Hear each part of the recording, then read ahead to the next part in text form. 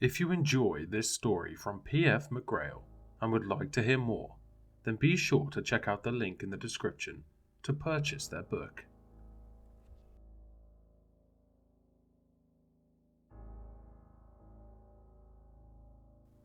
Living alone is the best possible arrangement until you realize that there's no good explanation for the footsteps at night. I was hovering in the grey spaces between asleep and awake when I finally understood what I was hearing. I opened one eye to look at the digital clock. It was 12:19, just 13 minutes after I'd gone to sleep, and the rhythmic sounds had tapped their way into my dream sequence. Thump, thump, thump. Was a friendly man knocking at my door? Thump, thump, thump, went the footsteps on my wooden floor. I opened the other eye and sat up. It's always difficult to untangle the sticky haze between early dreams and an empty house. I definitely heard something, right? Thump. I imagined that the source was holding its breath, because I certainly was. I tried to make sense of my surroundings. The red glow of the digital clock was the only light. I could hardly see any of my own bedroom. It had sounded like footsteps coming from the wooden hallway floor. I still didn't dare to breathe. I was renting the entire second floor of a house, so there was no neighbour that could have been walking through the halls. Anyone treading on the wooden floor had to be in my home with me. Everything was now silent. I let out a sigh. Thump. Fuckity shit. My pulse shot up high enough to cause physical pain. My mum told me that a single woman living alone in this town was at risk. I had actually convinced myself that I was safe, and right then, I blamed Mum for letting me do so. What was I supposed to do? Call the police only for them not to find anything? No. Just go back to sleep like nothing was wrong? Hell no. There was only one thing for it. I crawled out of bed, grabbed my Louisville Slugger with one hand, and plucked Lil Doodles off my nightstand with the other. Doodles was my stuffed dog. He kept me safe. I took a deep breath and headed out of my bedroom door. I couldn't take a flashlight with me because that would alert any potential intruders and/or monsters that I was about to discover them. I don't think that my baseball bat looked very intimidating when paired with my long-sleeved pink silk pajamas, so I needed to keep the element of surprise on my side. Putting one bare foot in front of the other, I stalked silently through my living room, across my kitchen, along the short hallway, and poked my head into the bathroom. The bathroom is always the worst moment when checking for intruders, because Bloody Mary lives there. I looked in just far enough to see my own silhouette reflected in the dark mirror. I told myself that I would keep the lights off, because I was staying clandestine, not because I was terrified that the image in the mirror would become a horrible, wrinkly, haunted version of myself if I flipped the switch. I slipped out of the bathroom and into my tiny office. It was empty, of course, and that only meant one thing. I had to check the office closet. Without breathing, I stepped closer, rested a shaking hand that was still clutching Doodles on the knob, and held the bat aloft. I opened the door and gasped. Nothing. Relief washed over me. Fuck.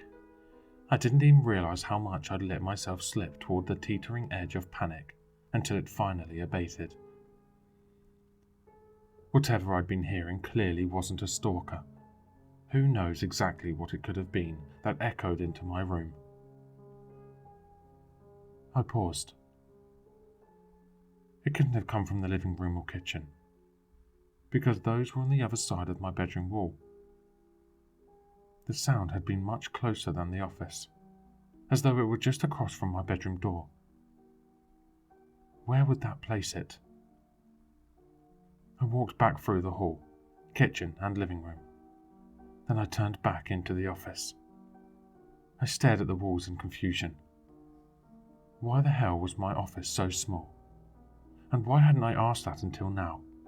Too much central space carved up a rectangular floor plan.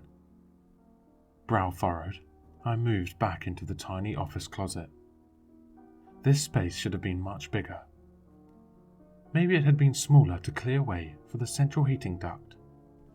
It got really cold here in Schenectady, New York, so the house might have been built around it. A tall vent stood in the back of the closet. I latched onto it and pulled. Clang. Well, shit. There goes subtlety. The grate had come off much easier than I'd expected. I kept a flashlight in the office closet, so I switched out Doodles to grab the black mag light my dad had given me when I moved out. I flicked it on and pointed it into the drafty opening. Holy shit. There was more space in there than my entire office. How the hell had I not noticed this? I didn't want to go in. Then I imagined spending the entire night trying to fall asleep knowing that I hadn't checked inside. I crouched down, took a deep breath, and crawled in. Within one step, it had opened enough for me to stand. I waved the flashlight around frantically, pointing the bat like a rifle, checking every corner. It was empty. My heart thrummed loud enough to alert the neighbours as I took in every detail of the room. It was unfinished and not insulated, revealing only the reverse of the drywall and bare studs as decor. A thin coating of dust covered the plywood floor, and it stank. Something was in the corner. I pointed a trembling flashlight toward it and stepped forward. It slowly came into perfect clarity. My throat tickled with the gentle cases of pending vomit as tears crowded around my eyes. Discarded rotting pizza crusts, empty bottles of water, a ragged sleeping bag that clearly belonged in the trash, one greasy sock, a mouldy toothbrush, and a pile of very crusty tissues. Someone had been living in my home. I shook. There was more. I slowly knelt down to pick up a stack of something that had been left by the tissues. They felt disgusting, slimy, and heavy in my hands as I lifted them up and understood what they were.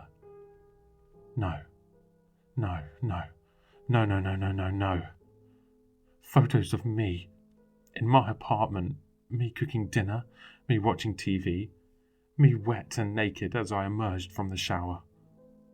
Me on the toilet. I sobbed. One photo was taken from above my head while I slept. The photographer was no more than 3 feet from my face.